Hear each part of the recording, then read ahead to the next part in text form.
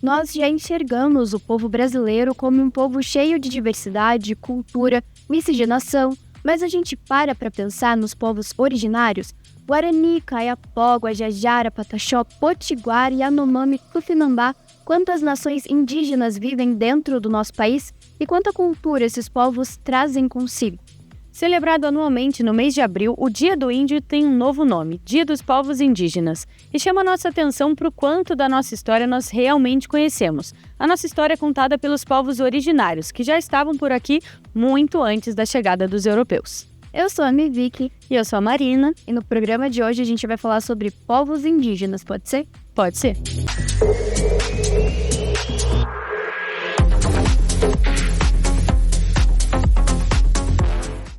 Oi, gente, tá começando o Pode Ser de hoje e eu já quero dar boas-vindas pra Marina, ela que tá fazendo companhia pra mim hoje, já fez companhia pro Samu, né, Marina? E agora tá comigo. É verdade, muito obrigada, Tami. A gente que agradece. O Samu não tá aqui com a gente hoje, ele tá se preparando pras férias, semana que vem ele ainda vai estar aqui, né, mas ele já tá em clima de férias. Enquanto isso, a Marina vem, então, e a gente vai falar hoje sobre povos indígenas. E já deixar claro aqui, né, Marina, que a gente, né, enquanto a gente estava fazendo a pesquisa, a produção e tudo mais, a gente se preocupou bastante com esse tema, né, porque a gente sabe que não é algo que a gente tá muito próximo, a gente foi atrás de fontes confiáveis, sites e escritores e tudo mais, mas a gente sabe que a gente não tá no nosso lugar de fala aqui. Então a gente já pede, né, que vocês, por exemplo, se alguém conhecer mais e perceber que a gente falou alguma coisa que não tá completamente certo, que entre em contato com a gente e expliquem, mas a gente tomou muito cuidado para fazer essa pesquisa. Exatamente, a gente teve muito cuidado com terminologia, para a gente usar todas as palavras corretas, tudo que é mais atual, para a gente levar a informação. Mas a gente também está aprendendo justamente pelo que você falou, por não ser o nosso local de fala. Então fica esse espaço aberto para a gente trocar conhecimento, né, Tami? É isso mesmo, Marina. E a gente já deixa aqui a nossa o nosso primeiro ponto de atenção. A gente foi em busca, né, de talvez alguma associação, de algum coletivo aqui de São José dos Campos, né, que tivesse, então, pessoas, né, povos indígenas que pudessem falar sobre o tema, e foi bem difícil, né, a gente encontrar pessoas que pudessem falar sobre esse assunto aqui. E daí, aqui no site da Câmara de São José dos Campos, a gente tem, bem ali na página inicial, uma parte que é o Pró-Memória. E daí lá a gente tem a história aqui de São José e tem... conta desde a origem, e tem uma parte muito legal, Marina, que fala justamente sobre os povos indígenas que estavam aqui, né? Antes da gente ver e entender São José como ela realmente é, a gente tinha povos indígenas. E eu vou até ler um trechinho aqui para vocês. A cidade de São José dos Campos originou-se como aldeia, dentro da concepção política colonial de aldeamento. Então, situação que indicava a presença do indígena e do branco colonizador em um mesmo local. Tal política teve início no século XVI, quando colonos e jesuítas empreenderam sua luta pelo controle da mão de obra do indígena brasileiro. Então a gente teve aqui, né, o primeiro núcleo em São José dos Campos foi a aldeia de São José do Paraíba. Então a gente tem aqui as nossas raízes, né? A gente vai falar de povos indígenas, mas esse não é um tema distante, a gente está falando da gente, das nossas origens. Sim, na minha cidade, para quem não sabe, eu nasci em Angra dos Reis, né, no estado do Rio, e lá tem um território conservado que chama Bracuí, é um bairro, assim, a natureza lá é exuberante, é maravilhoso, é um lugar que as pessoas buscam para construir sítios, locais mesmo de contato com a natureza, e é um local de povos indígenas, né? A gente vê muito aqueles produtos tradicionais deles, os cestos, eles vendem bastante pelo centro, é um pessoal que vem lá do Bracuí. Olha só, e é muito legal a gente saber disso, né? Porque a gente vai aproximando um assunto que muitas vezes a gente acha que está distante. E daí eu vou trazer um outro trecho aqui para vocês que eu acho bem legal da gente falar, que é um livro do escritor Ailton Krenak. Ele que é do povo, né, Krenak, então ele é um escritor, ele é indígena, e ele traz então um trecho nesse livro que chama Ideias para Adiar o Fim do Mundo. E ele fala assim: a modernização jogou essa gente do campo e da floresta para viver em favelas e em periferias, para virar mão de obra em centros urbanos. Essas pessoas foram arrancadas de seus coletivos, de seus lugares de origem e jogadas nesse liquidificador chamado humanidade. E se as pessoas não tiverem vínculos profundos com sua memória ancestral, com as referências que dão sustentação a uma identidade, vão ficar loucas neste mundo maluco que compartilhamos. Então é bem isso, né? São José dos Campos já foi uma aldeia, tinha indígenas aqui, mas hoje a gente sabe muito pouco dessa história. E é muito do que foi contado por quem viu e não por esses povos indígenas que vivenciaram isso e que estão contando essa história. Essa história acabou se perdendo, né? Acho que no Brasil inteiro o que a gente ouve é muito do livro de história, que às vezes é importado e traduzido. Então isso é bem complicado porque é a nossa origem, né? A gente fala, tem família portuguesa, tem família italiana, mas na verdade a gente surgiu aqui no Brasil e a nossa ancestralidade é essa, né? Povos indígenas. Perfeito. E eu acho que em alguma instância, né, todo mundo deve ter algum envolvimento, algum bisavô, alguma bisavó que foi ali indígena. A gente sabe que, como a gente falou no começo, a gente é um povo miscigenado, né? Então, é importante a gente lembrar de quem estava aqui, né? A gente nasceu no Brasil e os indígenas, eles são os povos originários daqui. Então, é importante a gente ressaltar. E a gente está em abril e é por isso que a gente decidiu falar, então, desse dia que não é mais o dia do índio, né? O dia dos povos indígenas. E é importante a gente explicar isso, que é uma confusão, né? Na época da descoberta do Brasil, houve essa confusão de acharem que o destino eram as Índias, e aí por isso, né, os indígenas foram chamados de índios inicialmente, e aí agora essa é uma terminologia condenada por eles preferem povos originários, povos indígenas, né? Exatamente, e a gente teve essa correção bem recentemente, né? Foi então em 2022, a gente tem então essa nova lei de número 14.402, né? Então, lei número 14.402 de 2022. E a gente tem então o tradicional Dia do Índio, né? Que é comemorado todo dia 19 de abril, passa a ser chamado oficialmente de Dia dos Povos Indígenas. Então, para de fato ter essa cultura escrita de forma correta, né? E celebrar esse dia, então, da forma como os indígenas veem que seja certo. Tanto que a autoria dessa lei, dessa correção também, é de uma indígena. Vou pegar aqui para vocês, eu não lembro se eu peguei o nome, a gente vai colocar aí na tela para vocês, mas foi de uma indígena que... uma deputada, se eu não me engano, indígena que viu e falou, vamos fazer essa correção, gente. É necessário. A gente brinca com reparação histórica, né? Mas isso é muito sério porque a gente deve isso aos povos originários, aos indígenas, às pessoas que hoje vivem numa cultura que foi se perdendo porque a Europa, principalmente, né, foi chegando e foi se impondo e foi trocando essa cultura. Então, é igual o marco temporal, por exemplo. Você parar para pensar que é uma grande conquista, igual a troca do nome, mas na verdade é o mínimo você não limitar as terras ao que os indígenas tinham depois de serem expulsos, né? Então sobrou muito pouco, e aí com esse pouco você vai limitar eles aquilo ali, sendo que eles tinham tudo, né? Absolutamente tudo, o Brasil era deles. Perfeito, é isso mesmo, Marina. E só para a gente contextualizar, então, estima-se que na época da chegada dos europeus existiam mais de 1.000 povos indígenas aqui no Brasil, somando entre 2 e 4 milhões de pessoas. Mas existem outras pesquisas que indicam que talvez esse número fosse bem maior, né? 5, 10 milhões de indígenas por aqui. Atualmente, né, encontramos no território brasileiro 266 povos e 150 línguas diferentes. E, por exemplo, esse número é contabilizado pelos linguistas brasileiros, né, alguns especialistas, mas o IBGE vai dizer que tem mais, e pessoas, né, de indígenas, né, por exemplo, Alice Pataxó, Daniel Munduruku, eles vão dizer que existem até mais, 300 línguas. É que muitas línguas não são reconhecidas, às vezes é difícil, e daí, mais uma vez, né, esses números são contabilizados por cientistas, pesquisadores, não é o que vem ali dos indígenas, do que eles contabilizaram. Muitas vezes eles não têm contato, alguns povos não têm contato uns com os outros, então fica difícil ter esse número certinho. Então a gente vai ver quantidades diferentes de línguas, de povos, mas só pra gente dizer o quanto hoje ainda existe de população indígena aqui no Brasil. Sim, e apesar disso, né, da gente não ter todo esse esse contato, ainda tem bastante. Mas ainda é triste se a gente for parar para pensar da quantidade de línguas e dialetos que existiam antes e o tamanho da população, o quanto essa população foi reduzida, né? Exatamente.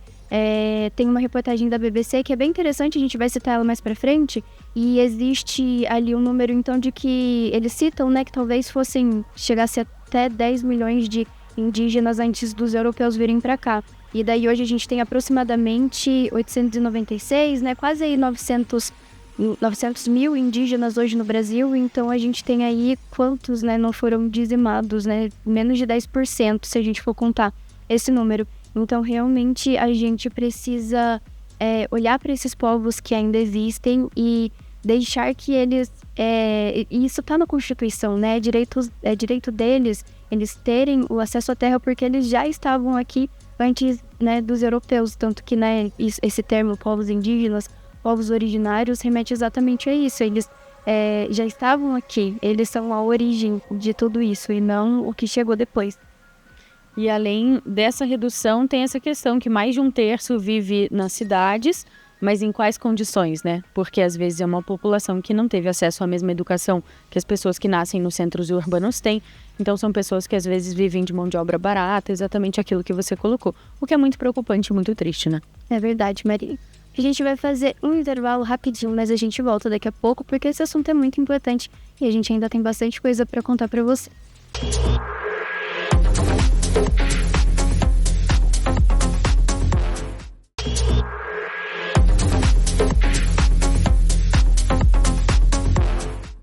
De volta com Pode Ser, hoje então falando sobre povos indígenas na companhia da Marina Lima. E Marina, você tem alguma memória, né? A gente estava falando da importância da gente resgatar as nossas origens e de pensar nas origens do povo brasileiro e da importância da cultura dos indígenas. Se a gente for parar para pensar no que a gente tem, né, de literatura, de arte, de cinema pensado para os indígenas, principalmente nos indígenas brasileiros, tanto com eles aparecendo ou sendo feito por eles, né, produtos que sejam feitos por eles, a gente vê uma representatividade muito baixa, né? Mas você tem alguma memória? Eu cresci maratonando os filmes da Tainá. A gente falou sobre isso mais cedo, né? Acho que você também. Sim, eu lembro, eu tenho essa memória afetiva com a Tainá na sessão da tarde. É uma memória afetiva mesmo. E aí eu lembro dos diálogos dela com os animais, assim. Era uma coisa que me tocava bastante. Eu achava bem impressionante, assim, sendo uma criança de centro urbano, né? Era muito bacana conhecer essa cultura, mesmo de uma forma meio rasa pelo filme, mas era interessante. Então, e eu lembrava, eu tenho essa memória afetiva de lembrar da Tainá, mas ao mesmo tempo, assim, eu não lembrava direito da história, da estética. Aí eu fui lá no Google procurar um videozinho, né, um trailer, e eu lembro e daí veio tudo isso, né, que realmente era mágico, né, ver a Tainá, né, uma indígena crescendo naquele mundo ali totalmente livre na floresta. E eu lembro que era muito bonito, e daí ao mesmo tempo tinha aquela a inserção do homem branco ali querendo entrar e querendo, eu não lembro se a questão era o contrabando, mas assim, se inserindo ali naquele contexto e para fazer coisa errada, e era muito aquele personagem muito assim, charlatão, que chega e assim, não tem nenhum tipo de caráter. Então, assim, mesmo que de uma forma cômica, eu acho que passava essa mensagem de o quanto os povos indígenas, eles tinham o sagrado deles, e o quanto o homem branco chega destruindo e sem respeito nenhum e sem caráter. Era uma coisa bem maniqueísta e bem simbólica pra gente, né? A gente assistia quando criança e pensava, a natureza é boa, a Tainá é boa, ela tá conservando o que é dela, né? E aí vem o homem branco e destrói. Eu lembro de uma outra coisa também, até que eu assisti recentemente, já é um pouquinho menos infantil. É um filme de comédia romântica, você não espera esse enredo. É a continuação de um filme que chama Ricos de Amor. E aí, na história do segundo filme, o protagonista tem uma fábrica de tomate, se eu não me engano. E aí ele vai visitar uma possível plantação, algo assim. E aí ele se depara com um chefão lá que depois ele vai descobrir está envolvido com garimpo ilegal. Então tem toda aquela situação de desmatamento, de utilização de mão de obra indígena.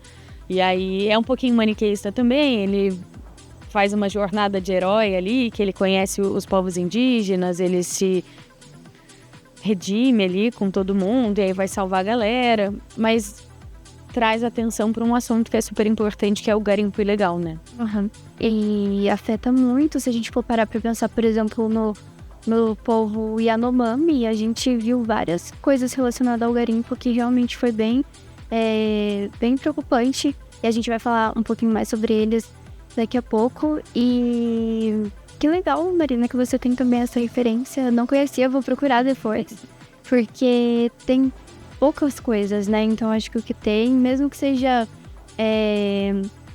uma forma tímida de representação, né? Eu acho válido a gente ver. Eu lembrei, por exemplo, de Cidade Invisível, que é uma série que fez bastante sucesso até fora do Brasil. E eu lembro que eu fui ver umas críticas, umas resenhas, assim, depois de assistir a primeira temporada, e teve bastante reclamação, principalmente por parte, né, da população indígena, que viu que faltou representatividade, né? A primeira temporada de Cidade Invisível se passa no Rio de Janeiro, e você não via ali muita... Só para contextualizar, né, Cidade Invisível traz muitos elementos do folclore brasileiro. E daí entra essa questão dos indígenas falando, né? Calma, gente, mas o folclore também é um termo europeu que vocês criaram para falar das nossas crenças que são reais. Então, tem até essa questão de, tipo, o folclore não é uma lenda urbana, né? Muitas vezes essas entidades, né? Essas criaturas que vocês denominam são... realmente, assim, entidades que a gente acredita, e eles vão ter todos os nomes certinhos, né, que eles chamam.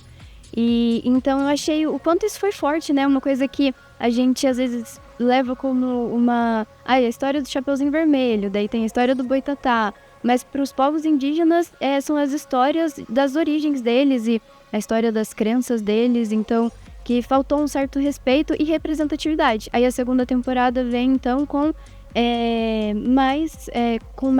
com personagens indígenas, né, e de realmente origem indígena. Eu vou até aqui pegar para vocês o nome de algum deles. A gente tem um personagem, né, que foi bem importante, uma mulher, que é a Débora, que ela faz a personagem da Cobra Grande, e ela até tem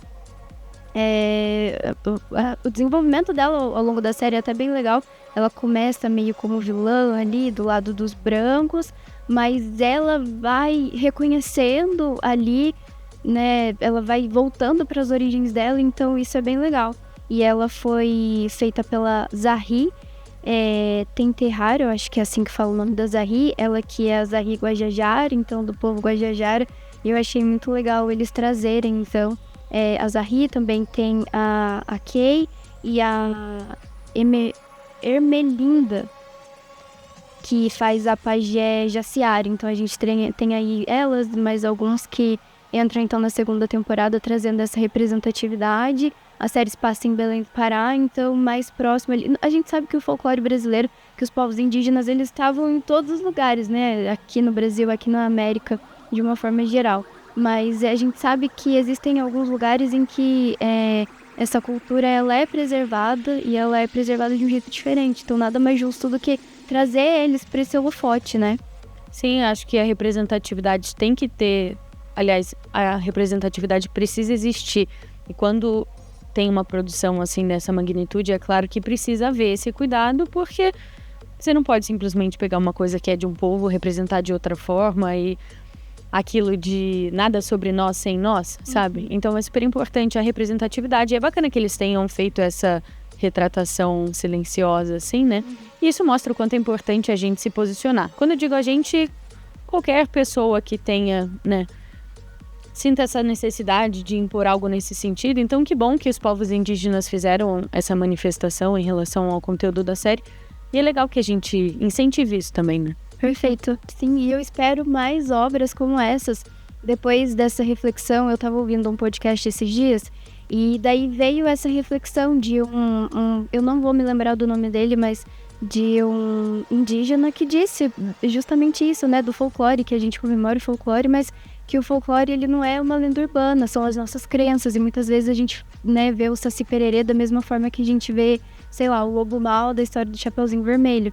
E olha o quanto, né, a gente sempre aprende a história da visão do europeu e esse apagamento da história, a gente não vê a história contada por eles. Então eu espero muito que mais pessoas, mais indígenas, contem suas histórias, né, escrevam suas histórias.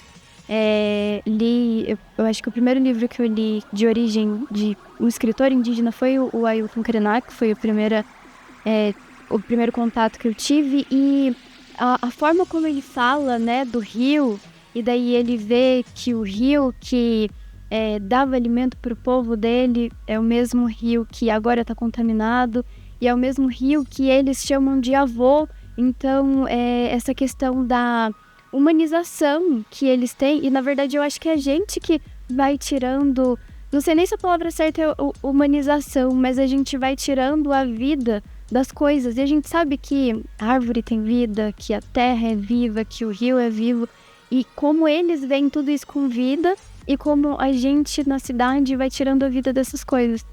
Natureza é vida, né? E aí acaba que a gente faz esse processo inverso, que a nossa vida é totalmente urbana, e aí a gente transforma a natureza numa coisa que tem que existir para a nossa vida urbana funcionar. E a gente não vive ali numa comunhão.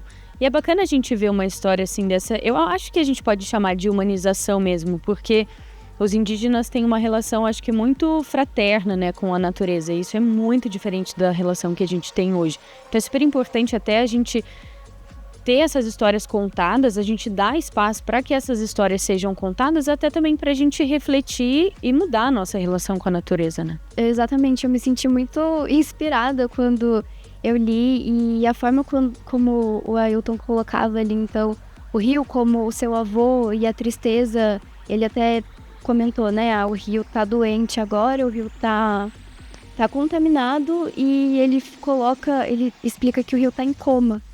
Então, o quanto isso é forte, né? Você passa a olhar de um jeito diferente. E ele coloca, né? Querendo ou não, no mundo capitalista, a natureza vira um produto, né? Algo que você pode, né? Algo que você vai extrair e vai virar outra coisa. E os povos indígenas veem a natureza como família. Então, realmente é muito bonito e dá vontade de saber mais de algo que a gente faz parte, né? Mesmo que a gente não traga os traços. Eu tenho uma bisavó que ela é indígena. Por mais que muitas vezes a gente não traga os traços, tá dentro da gente também, né? E eu acho que quando a gente lê algo relacionado aos povos indígenas, quando a gente conhece algo, a gente sente um quentinho no coração, acho que é a nossa essência ali que tá conversando com isso. Com certeza, eu acho que a gente se conecta com uma parte muito ancestral mesmo, que a gente não conhece nem fisicamente, né? Mas essas histórias realmente levam a gente para um lugar diferente. É isso, a gente vai fazer mais um intervalo, mas a gente volta daqui a pouco.